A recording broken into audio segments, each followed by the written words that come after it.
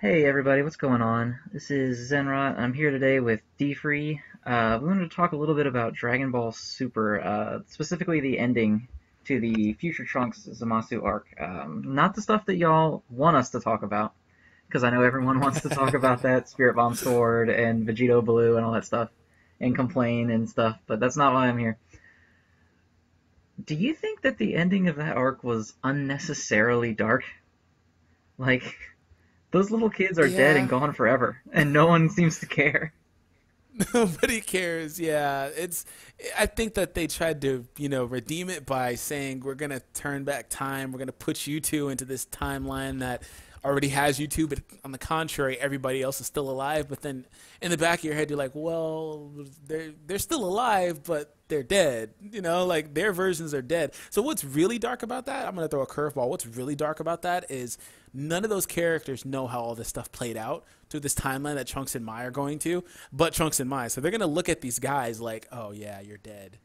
Oh yeah, you're Yeah, dead. you got fucking mouth exploded by Zamasu. Yeah, And and you just got nuked into they nothingness. played it off like it was a happy ending almost. They did. Like Trunks caught Vegeta's They made punch it in the seem sunset. like Like, yeah, exactly. They made it seem like it was a good ending and like they won and they were successful. They weren't. Zamasu ultimately got what he wanted. He ultimately eliminated morals from that world, like he asked. Zen, and it wasn't even him that did it. That's the cold part about it is Zeno comes in and basically nukes the entire. What is that? He nuked everything. He was sitting in nothingness. yeah, Herm's Twitter said he nuked all of Universe 7, apparently. That entire universe, he nuked it all. So like they're nothing. So ultimately, Zamasu got what he wanted. And that's the cold part about it. That's what makes it really, really dark, especially for like the time slot of the show. You wouldn't think that they would go that dark, but I think that, as you said, they tried to play it off. I think I actually said that. They tried to play it off in that they're like, okay, well, they're going to go to this timeline to where everybody's technically still alive, but the harsh reality is, as Trunks was flying off, he was like, hey, I failed. I didn't protect the future. That whole timeline is gone. Everything they know is gone. I'm a little fuzzy, though, on whether or not we turned back time and recreated that universe that Xeno destroyed, or if they're going to a parallel version of that one, like a branch of that one, to where they basically beat Zamasu prior. But either way, the characters are going to still be there, but they're going to still be, in the back of these guys' head, dead. So I do think that it was unnecessarily dark, and like you said, it was weird. They acted like it was a good ending. Yeah, it kind of came out of nowhere, because, like, Trunks had his hero moment, which I was fine with, and that kind of felt like it should have been it. Like, Trunks cuts him in half, and he puts the sword away, and they say, good job, you did it, let's go home. And then out of nowhere, in like the first 5 minutes of the next episode, Zamasu is the sky. Everyone's dead except for Goku, Trunks, and Vegeta, and I guess Bulma.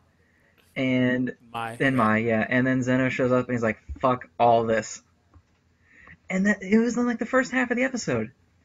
We went from we did it, we beat Merge Zamasu, Trunks is a hero, that was really awesome, to just everyone's dead, the children are dead, all that hope, because the whole point of that spirit bomb was that it was the human spirit, coming together, beating the god. It's kind of stereotypical, but it's whatever.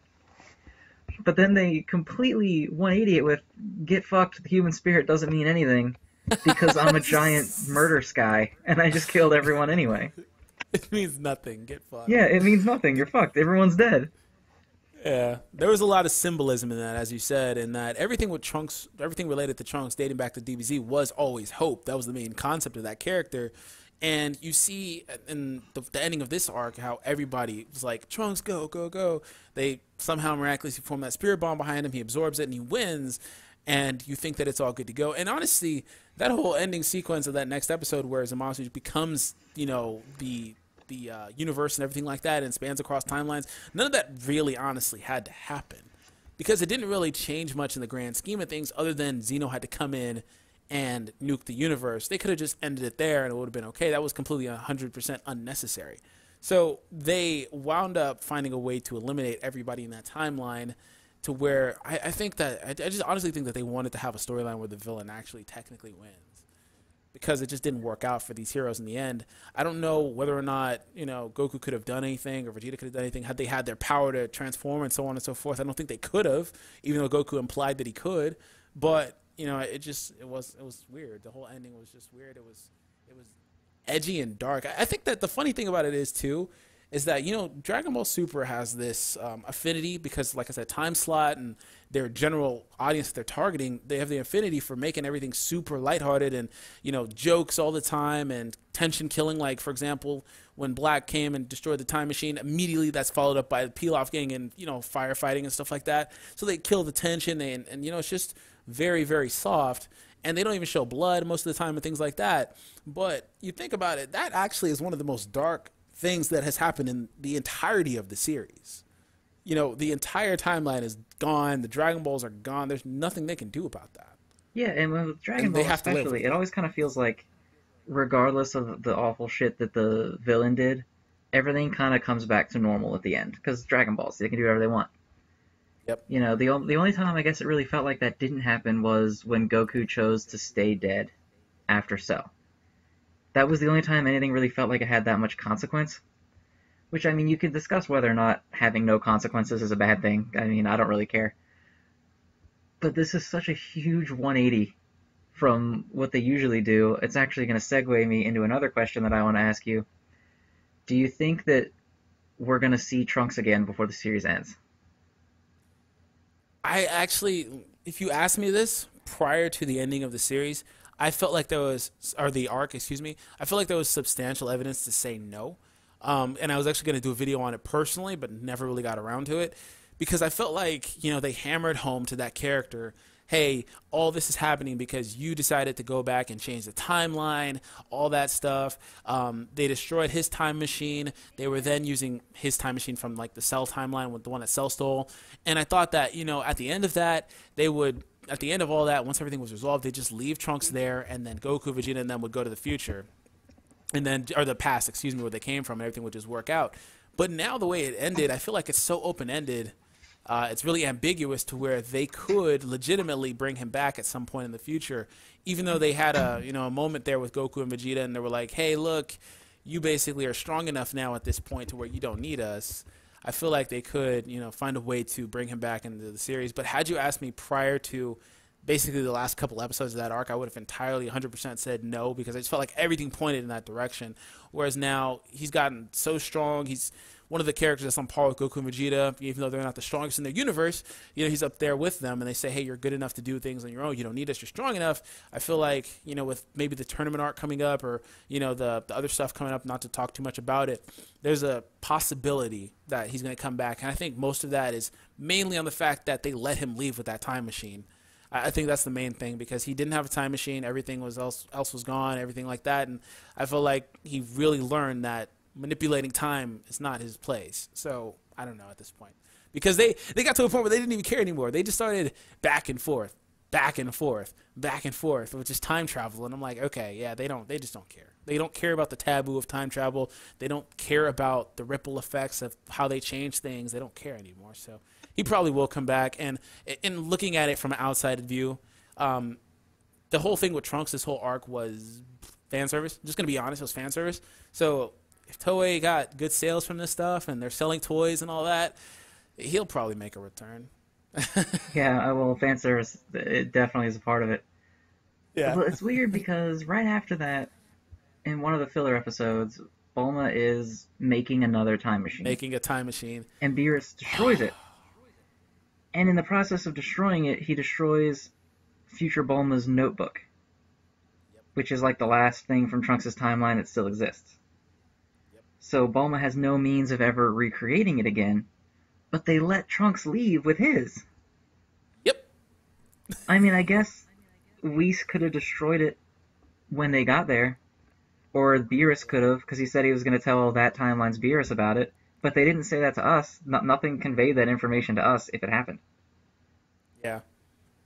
And I really thought in that episode that, because, my thing about the Dragon Ball Super quote-unquote filler is that a lot of times it ties into the main plot of the story. Like, it fits really well. It just diverges to where it's like, it's not really, like, tension-oriented or things like that. So it is technically filler, but it isn't because it goes in, like with last time with Goku had the key on set from his fight with Hit and stuff like that. So I really thought in the early portion of that last episode where they were showing Bulma creating that, like, I was like, wait, will this be important? Is this going to be one of those things that's going to be important later on?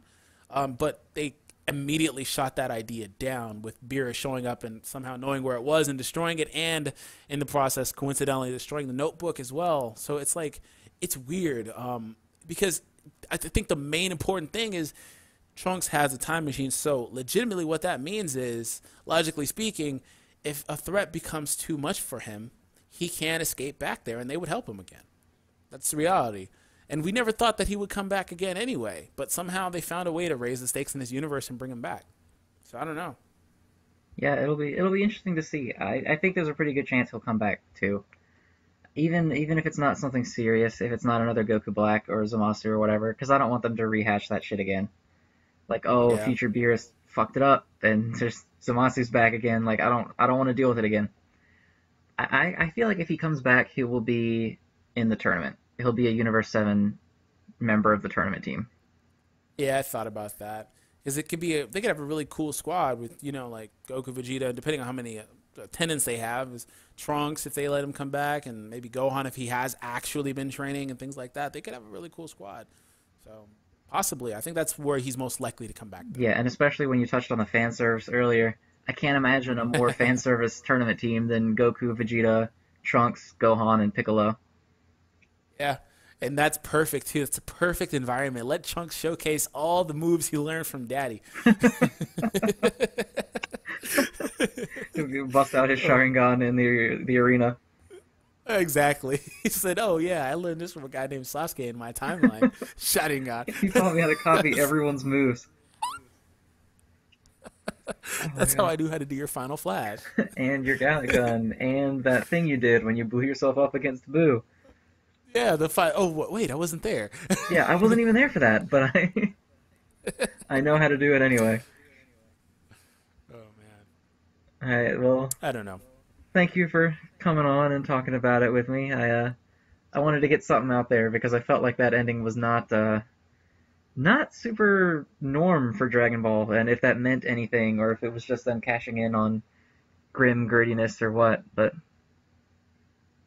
Yeah, no problem, man. It's totally a pleasure to be on, and I think the ending, just in a nutshell, was totally different, and it was interesting because you don't really notice unless you think about it that everybody's technically dead. That's the most thing. The most important thing is everybody's still technically dead, no matter where they're going. Everybody is still technically yeah, with dead. alternate timelines that they're not going. Maya's like, I want to see all Yeah, the people I fought with alive. It's like, but you didn't fight with them. yeah. They don't even know what went down. That's the thing.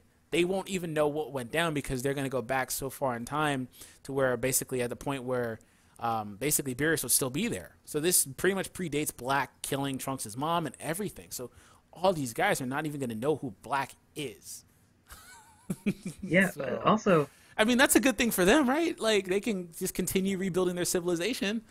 But Trunks and Maya are going to be tormented, and then they're going to have to live with the fact that there's double Trunks and Maya that are perfectly fine.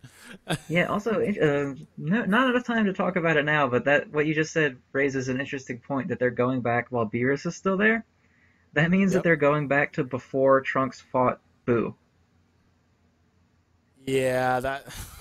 because Beerus died when Kaioshin and uh, Kibito died against Boo in Trunks' timeline. well, I tell you what, this Trunks will come in and he'll just eliminate Yeah, Deborah I just can't like that imagine shit. Dabura being too much of a problem anymore. Yeah. All right, well, everybody, thanks for watching. Thanks again to D Free, and hopefully we'll do something like this again sometime. This was fun. Yeah, definitely, man. All right, see y'all later, guys. Peace.